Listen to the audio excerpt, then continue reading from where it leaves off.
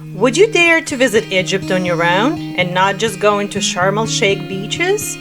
Will you risk sitting in the front seat of the car and see the real life of Egypt just a little closer? Will you notice some crazy things that no TV show talks about? Stay till the end to learn some bizarre and unique details about life in Egypt.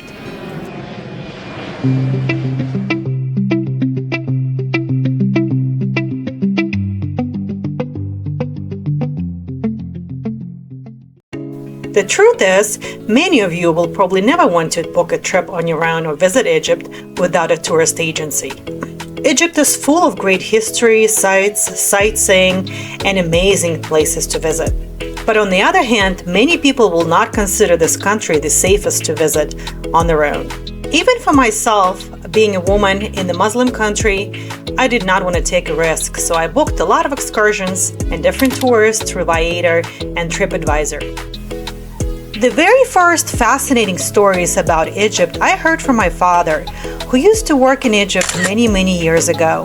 Unfortunately, my father passed away last year, and in his memory, my mom and I decided to take the trip to Egypt to follow his footsteps. The history of Giza pyramids is so controversial, and many still believe that they were built by Egyptians, others that they were built by aliens. We also wanted to look at it, touch it, and see for ourselves. Through Booking.com, I booked a local hotel for a couple of nights with the view of the pyramids from your own room. It had a very convenient location. You can actually walk to the pyramids if you wanted to, and they served free breakfast every morning. Although it was an inexpensive 3-star hotel, the views out of the rooms were amazing. Due to the scorching heat and the sun and the air being super dry, we did not want to walk. It's better to book a tour with the local guide, with the AC van, and they will take you around to the most important sites to see and will take you back when it's time. And this is the Great Pyramid of Giza, Khufu Pyramid. You can go inside of the pyramid and explore for yourself. It's rather inexpensive to get into the complex of Giza pyramids and the plateau for about $10-15 a person, but the vendors around you are everywhere. So be very careful when you're offered different excursions or camel rides without a tour guide. Many people in this country make as little as $20 a month, and this country lives primarily off tourism. Although you will be offered all kinds of excursions by the locals, I would strongly suggest to book through a Viator or one of those reliable sites. Currently, Egypt is building the world's largest museum of antiquities, but at this moment, most of the precious treasures are still located in the museum in Cairo that it was built in 19th century. Some mummies were moved to different museums in Egypt, but King Tut's treasures are still located here, and I'm going to show it to you. Many papyruses and scrolls were destroyed in the previous centuries, but the stories we know today about Egypt survived on the stones inside of the pyramids and through other art found through excavations.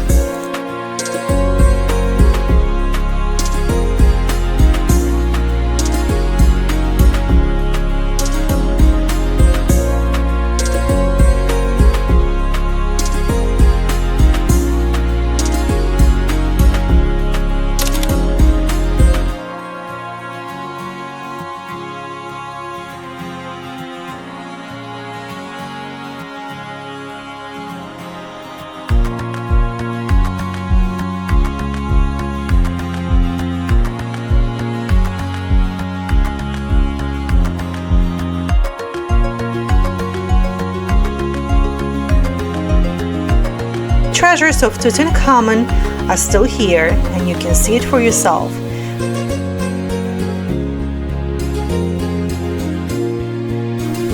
Researchers believe that the golden mask of Tutankhamun was made for his mother Nefertiti.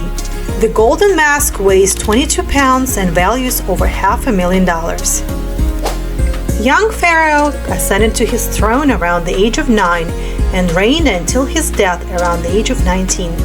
His tomb was discovered in 1922, and it was the only such tomb to date to have been found in near intact condition.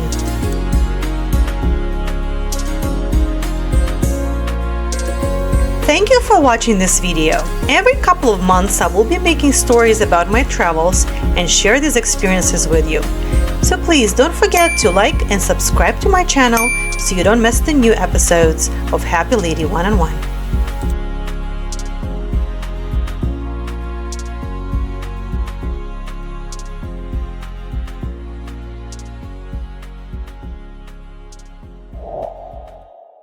The city of Alexandria is the largest city on the Mediterranean coast, founded in 331 BC by Alexander the Great. Nowadays, Alexandria is the popular tourist destination and an important industrial center due to its natural gas and oil pipelines. The catacombs of Qam el-Shohafa is a historical or archaeological site located in Alexandria, Egypt, and it is considered one of the 7 wonders of the Middle Ages. Due to the time period, many of the features of the catacombs merge Roman, Greek, and Egyptian cultural points. This archaeological site was discovered by mistake when a farmer and his donkey fell into a hole. When they started excavating the site, they found a lot of jars and objects made out of clay. These objects were left by those visiting the tombs who would bring food and wine for their consumption during the visit. However, they didn't want to carry these containers back home, so they would leave them here at this place of death and would break them. At the time of the discovery, heaps of these broken plates were found everywhere. The lower levels of these catacombs were flooded for many years, but until recently, when the climate started changing, the more excavations happened and they were able to dig out some additional sites and burial chambers. The city of Alexandria is full of historic sites, and they constantly dig and excavate different sites in order to find more ruins of ancient times. Some of the newer structures they built is the library in Alexandria, that is visited by thousands of people every day. Alexandria has long occupied a special place in the popular imagination by virtue of its association with Alexandra and Cleopatra. Even after the decline of the Roman Empire, Alexandria remained an important center of naval operations, maritime commerce, and craft production. As late as the 15th century, the city prospered as a transit point in the trade conducted between the Red Sea and the Mediterranean basin. The city traffic in both Cairo and Alexandria is pretty crazy. The cars are driving everywhere, people are walking everywhere. There are no lights, no pedestrian walks, so you have to cross the street as is. We're also able to visit a couple of palaces in Egypt, specifically in Cairo. This Baron in Pain Palace was built by a Belgian businessman who was awarded the title of Baron by the King of Belgium due to his contribution to the Paris Metro and the tramway lines connecting Belgium, northern France, and Holland. This mansion was built with Persian and Hindu styles. In the 1950s, the palace was sold at an auction, but then it fell into despair and was abandoned for years. Over time, it was used for social events, and also some horror films were shot there. In 2005, Egypt's housing ministry bought the palace, and the restoration project lasted till mid-2017.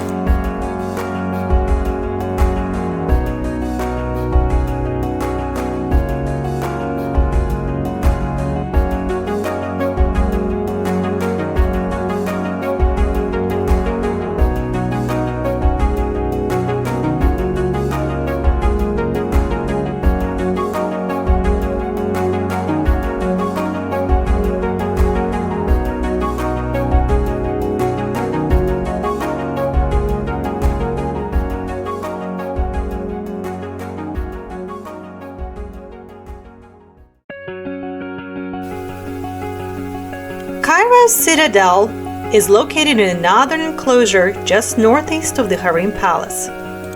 It was built by Saladin in 1176 until 1183. It is the most visible mosque in Cairo.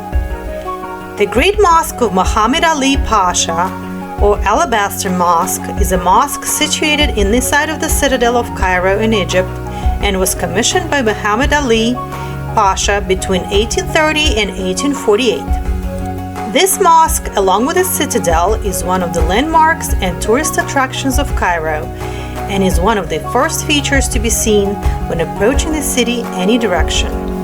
Muhammad Ali Pasha was buried right here in the tomb carved out of marble in the courtyard of the mosque. His body was transferred here from Hajj al-Basha in 1857. This citadel is located on the hill and you can see the whole city from over above, including the Great Pyramids of Giza.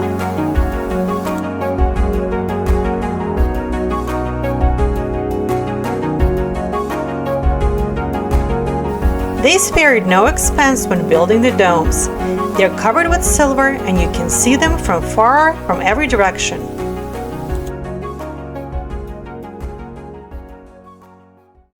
Abdin Palace was built on the site of a small mansion owned by Abdin Bey. The palace was built under the rule of Ismail Pasha to become Egypt's official government headquarters instead of the Citadel of Cairo. This palace was used as well for official events and ceremonies. Construction of the palace started in 1863 and continued for 10 years, and the palace was officially inaugurated in 1874. Erected on an area of 24 fedans, the palace was designed by the French architect Léon Rousseau, along with a large number of Egyptian, Italian, French, and European decorators. Royal time, like royal family. Is it back to the modern time of Egypt? Is not to the ancient part. Is it back to 1864 at the palace? My name is Arif Bakri, Egyptian travel agency. We're trying our best to make our guests happy. Press the link and get contact with us. Thank you. The Khedive Ismail Pasha, it's a collection from many eras, all date back to the time of Muhammad Ali till the time of Ismail.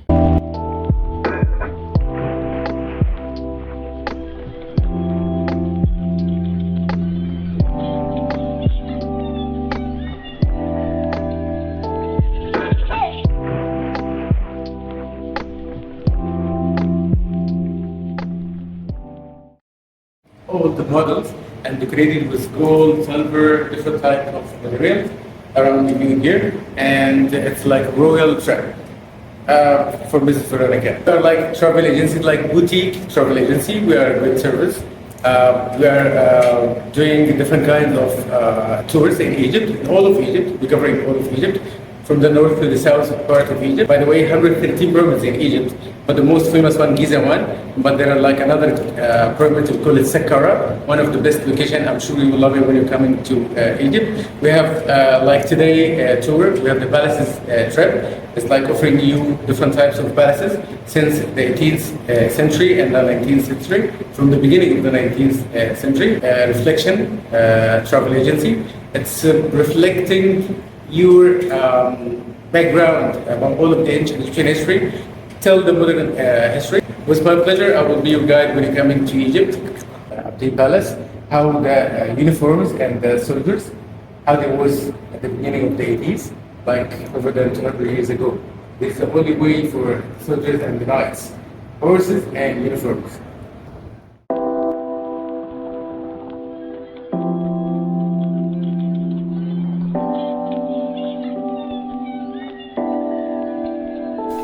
This palace has a great collection of different treasures as well as gifts, and it is used to this day as well for special events and gatherings.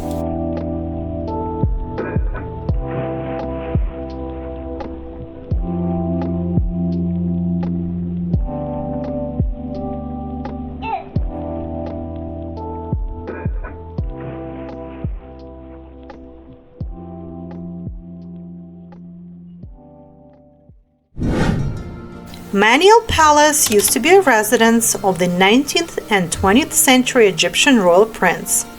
This residence mansion is composed of 5 separate and distinctively styled buildings. It is surrounded by Persian gardens within an extensive English landscape garden, a state park, along a small branch of the Nile River. There is also a hunting lodge that belonged to the late King Farouk. Muhammad Ali also used to live in this palace, and it's one of the most beautiful and important historic museums in Egypt. This palace consists of an outer wall that surrounds the entrance to the palace. Inside the walls is the reception area, the clock tower, the Citadel, the mosque, the hunting museum, living quarters, the throne hall, the private museum, and the golden hall, in addition to the wonderful gardens surrounding the palace.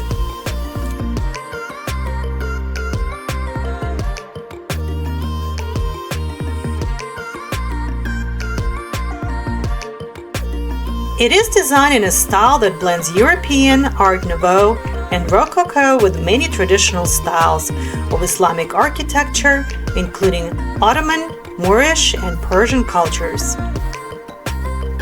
Manial Palace was built by a prince known for his love of collecting antiques and passion for Islamic art, heritage, and culture. And the palace is a testament to everything he's collected, from French tapestries to fine horse saddles to porcelain vases. Prince Muhammad Ali, who built this palace, packed the rooms with paintings, furniture, and silver, objects of art, and just stunning ceramic tiles. All these treasures were collected by the prince during his travels. This Manial Palace was the prince's passion project in Cairo.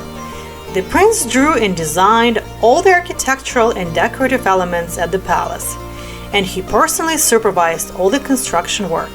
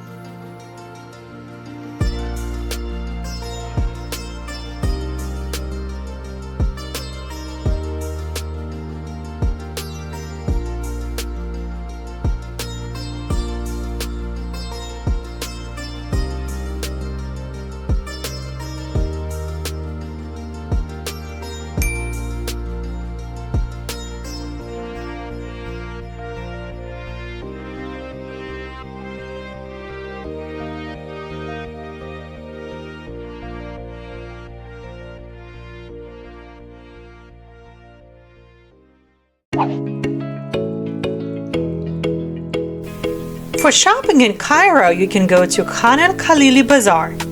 Here we also hired a local guide to help us go through the bazaar and help negotiate good pricing. Although many shops are closed on Monday because it is considered a working day and a holiday or day off for shops, but the bazaar is always open for the tourists. In case you're wondering, everything we purchased was in US dollars. You can of course buy things in their local currency or in US dollars and euro.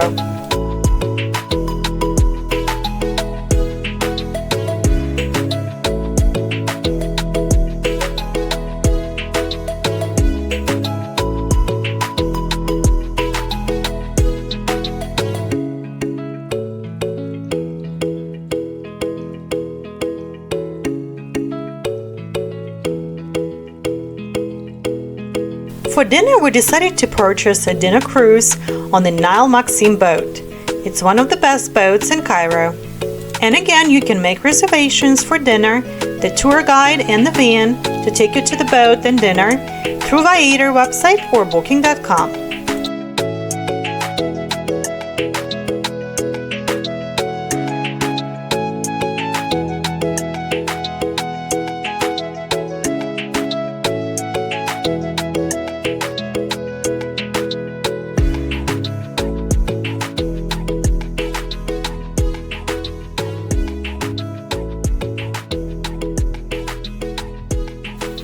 They had a very nice salad bar, a couple of meal options. You could choose from fish, chicken, or veal, and the food was pretty good. Besides dinner, they provided different entertainment, dancing, and it was a lot of fun.